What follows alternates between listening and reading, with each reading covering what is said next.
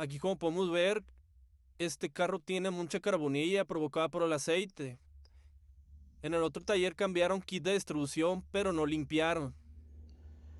O sea, no nada más quitaron, pusieron y volvieron a armar. Si se dan cuenta aquí donde va la cabeza, los árboles de leva, está muy cochino. Tiene sarrito ese provocado por el aceite.